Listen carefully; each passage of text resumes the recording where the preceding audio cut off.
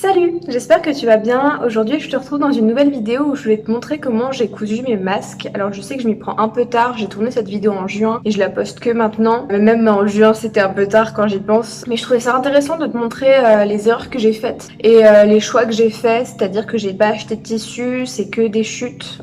Et pareil pour les élastiques, c'est de la récup. Et pour le patron que j'ai choisi celui du CHU de Grenoble avec la couture verticale devant parce que je trouvais que ça correspondait mieux à la forme du visage et du nez que les masques avec des plis que je trouve pas très jolis. Et puis j'ai pas mis de petites barres en métal au-dessus du nez pour que ce soit plus confortable. Donc voilà, je vais te montrer la réalisation de mon premier masque. Et puis je te retrouve juste après pour te parler des améliorations que j'ai apportées au masque que j'ai cousu par la suite. J'ai imprimé le patron de masque du CHU de Grenoble. On voit qu'il y a 4 tailles, je vais prendre la plus grande et si c'est trop grand, je recouperai mon tissu après. Ensuite, j'ai trié plein de chutes qui étaient dans mes stocks de chutes et j'ai choisi un tissu pour l'extérieur. Et donc je vais venir découper mon tissu en 2 fois, parce que ça c'est un des 2 côtés du masque. En ajoutant 1 cm à tous les bords, sauf ce côté-là où il y a la flèche, où il faut ajouter 2,5 cm. Ensuite, j'épingle mon patron de façon à respecter au maximum le droit fil. Donc je vais essayer de mettre les rayures perpendiculaires au bord du bas.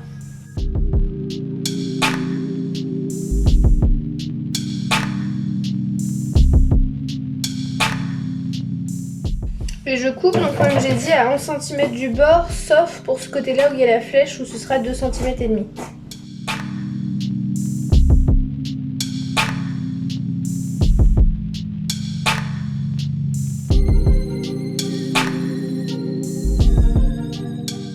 Et je répète l'opération en symétrie, donc là j'ai mis le masque dans ce sens-là, je vais le mettre à l'envers comme ceci, et découper une deuxième fois mon patron.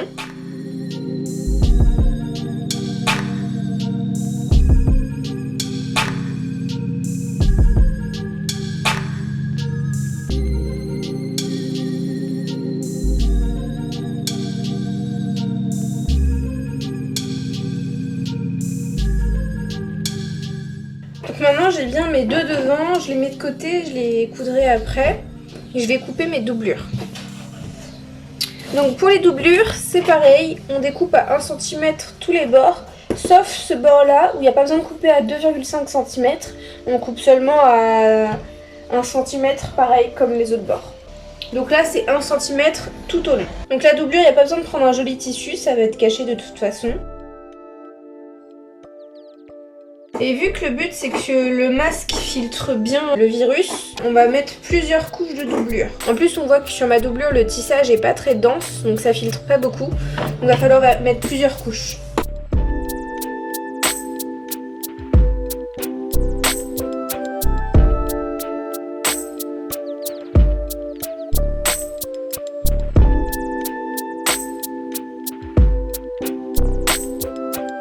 Ça c'est encore de la doublure et ce sera la couche intérieure. Donc ça c'est la couche extérieure, ça c'est la couche intermédiaire qui est au milieu et ça c'est la couche intérieure. Donc comme la couche intermédiaire, je la coupe avec 1 cm de marge à tous les côtés. Et vu que c'est à l'intérieur, je cherche pas spécialement à bien aligner avec le drap fil.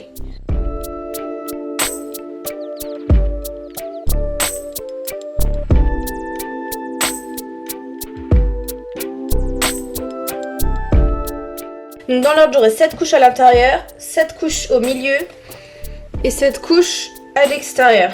Je me demande si c'est pas encore un peu fin.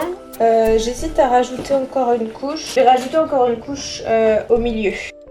Là encore, je cherche pas spécialement à mettre dans le droit fil ou à être sur le bon côté du tissu puisque de toute manière ce sera coincé à l'intérieur du masque et on le verra pas. Dans les choix des tissus, j'ai fait attention à prendre des matières assez naturelles. Donc là, c'est toujours du 100% coton.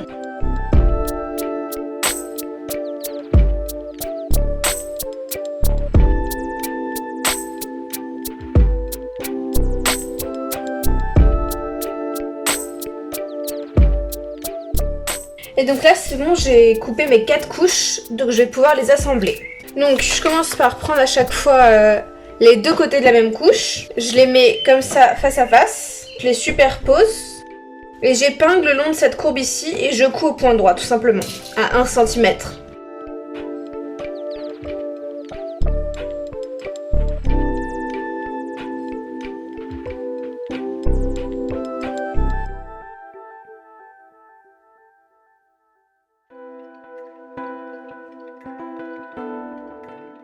Et j'ai ma couture comme ça, avec les valeurs de couture à l'intérieur.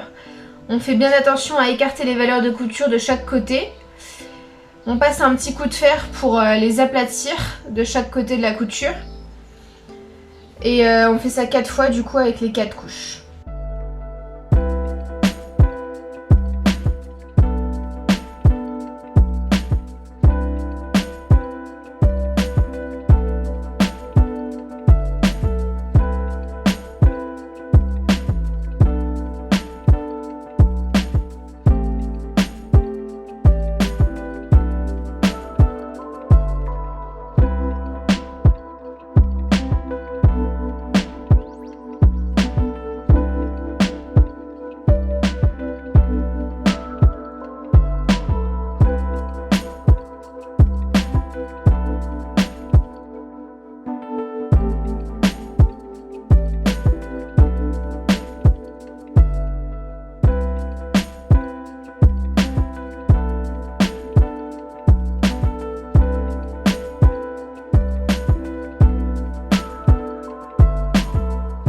Évidemment, au début et à la fin de chaque couture, on n'oublie pas le point d'arrêt.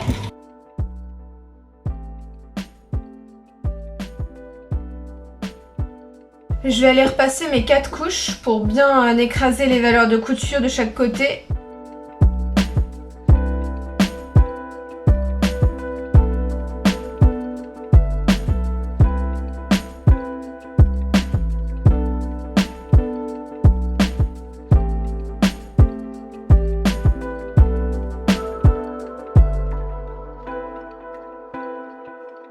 Et voilà, les valeurs de couture sont bien couchées de chaque côté.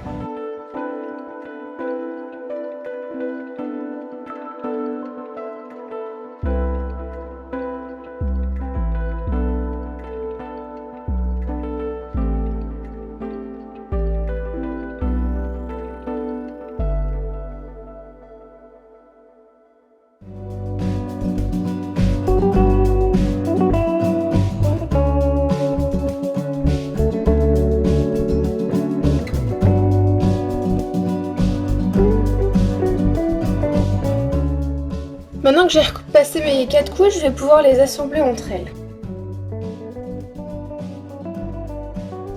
Ça c'est le devant, ça c'est la couche arrière. Donc pour pas que les valeurs de couture se voient, il va être dans ce sens-là. Et entre les deux, il y aura mes 2 couches internes blanches. Voilà. Et donc là on voit pas les coutures et à l'intérieur non plus. Donc il faut que je couse en haut et en bas. Et pour ça je vais coudre de l'intérieur. Donc je vais commencer par coudre en bas. Et il faut que je couse endroit contre endroit. C'est-à-dire de façon rentrée comme ceci. Donc je vais retourner mes 2 premières couches. Et là, je vais venir prendre comme ceci. J'ai donc bien toutes les valeurs de couture de mon côté. Et je vais coudre le long ici. Donc j'épingle tout bord à bord. Et normalement, j'ai ma couche extérieure qui dépasse vu qu'elle est plus longue que les autres. Mais les autres doivent être alignées. Le milieu est un point de repère. Donc on met une épingle en alignant toutes les coutures milieu.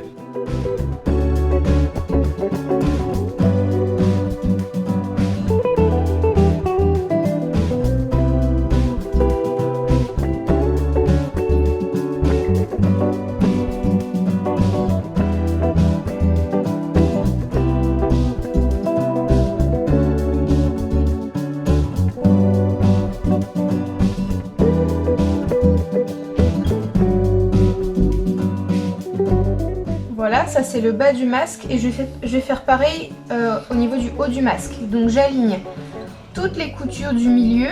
Sur les côtés, pareil, j'aligne tout en laissant la couche extérieure dépasser.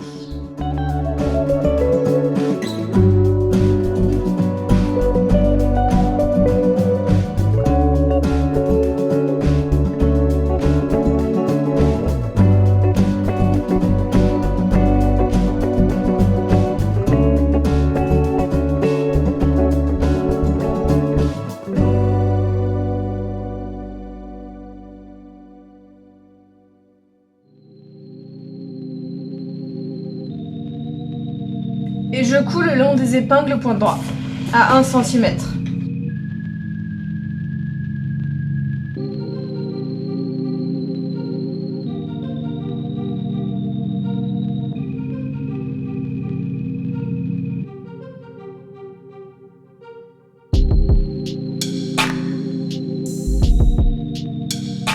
J'enlève toutes les épingles, coupe aussi les fils qui dépassent. Et là, je vais mettre d'un côté le tissu extérieur, d'un côté le tissu intérieur, au niveau des côtés. J'ouvre et je retourne comme ça. Et on voit qu'au niveau des coutures que j'ai faites, c'est-à-dire celle-ci et celle-ci, mes coutures ne sont pas apparentes et les valeurs de couture sont bien cachées à l'intérieur.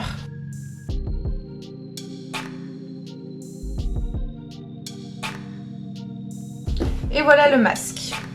Ça c'est l'extérieur, ça c'est l'intérieur. Et on a bien les 2 couches blanches à l'intérieur. Maintenant il va falloir faire des ourlets sur les côtés pour fermer le masque. Donc j'aligne bien toutes mes couches de tissu.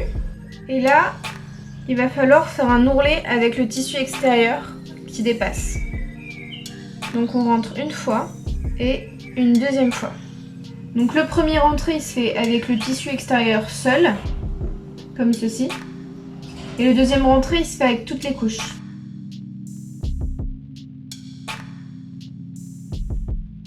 Vu que mon ourlet est assez serré, je vais mettre mon élastique avant de fermer l'ourlet. Parce que je pense qu'après, j'aurai du mal à passer dans le tout petit trou qui est là.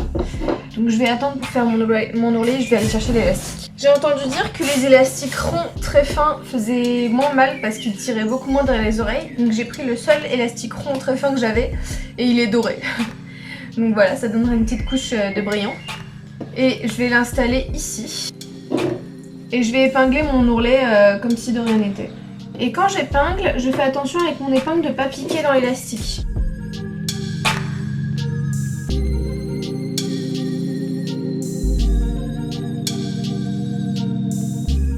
Et je fais pareil tout le long du bord, ici.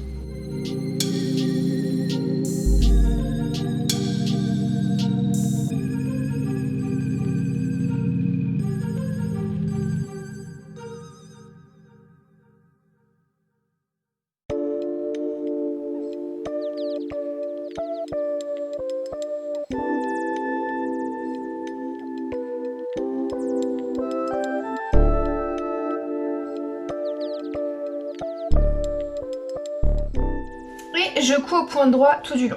J'essaie de coudre assez droit pour que sur le côté extérieur, la couture soit jolie.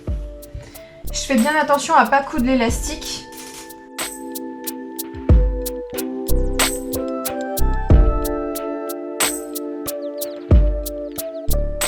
Et je vais faire pareil de l'autre côté.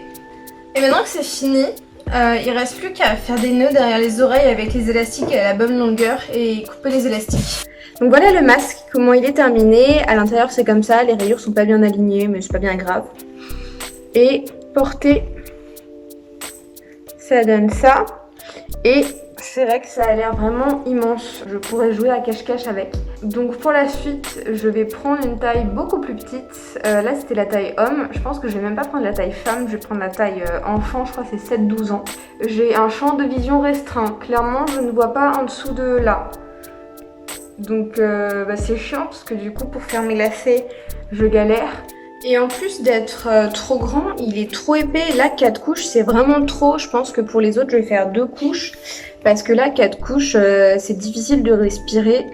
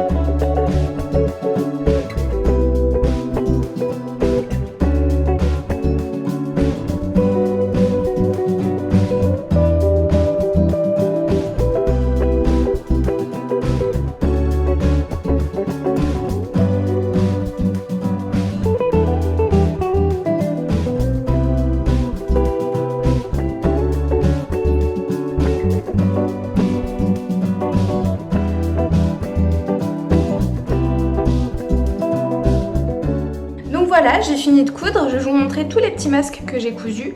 Donc déjà, il y a le bleu qui est là. Et on voit qu'au niveau de la taille, c'est beaucoup mieux. Ça va beaucoup plus avec la forme de mon visage. Donc j'ai fait les autres dans la même taille. Et puis 2 couches, c'est largement suffisant. Déjà là, j'ai super chaud. Un truc dont j'ai pas encore entendu parler au sujet des masques, c'est le fait d'en porter toute la journée. Moi, j'en porte toute la journée au boulot. Et bah, ça laisse pas respirer la peau. Et du coup, maintenant, j'ai plein de petits boutons au niveau des joues et du menton, etc. Voilà. C'est pas si grave que ça comparé à l'utilité du masque. Ensuite, il y a celui-là qui brille un peu plus, qui est bordeaux satiné. C'est une très très vieille chute. Je suis contente de l'avoir gardée et je trouve ça vraiment très élégant tout en étant très simple. J'aurais voulu coudre plus de masques avec des détails, notamment j'aurais aimé les broder. J'ai vu plein de masques passer super sympas, super travaillés, soit avec des broderies, soit avec différents jeux de tissus, de matière, etc. Ça faisait plein de petits détails hyper féminins. Par exemple, j'avais vu des gens broder des messages, broder des bouches, mettre des trucs vraiment esthétiques. Et je voulais faire ça. Mais après, c'est vrai que j'en ai discuté avec une collègue et elle m'a dit mais Emma, vu qu'on lave les masques souvent, ils s'abîment super vite et au final tu vas être dégoûtée d'avoir passé autant de temps à broder sur un masque pour que ça s'abîme vite.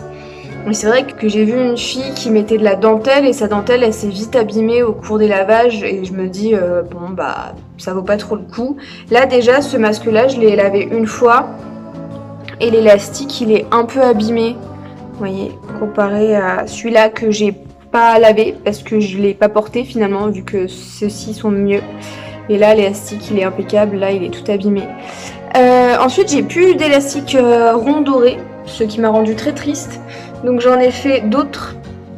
Celui-là il a un motif sympa avec un élastique transparent. Et c'est vrai que c'est sympa aussi parce que bah, c'est très discret. Donc voilà. C'est moins sympa que le doré mais c'est très discret donc j'aime bien. Et ce dont je suis contente aussi c'est que tous mes élastiques sont confortables.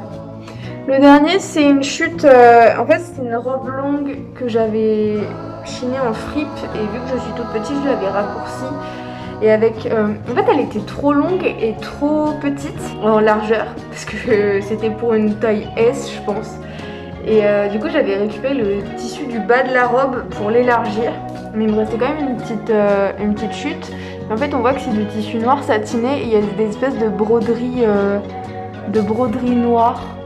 Pour ce qui est de la tenue, ils n'ont pas du tout tendance à s'en aller. J'ai pas besoin de mettre le petit truc en métal sur le nez, ils tiennent très bien. Forcément, des fois ça glisse un peu quand je baille, mais c'est normal.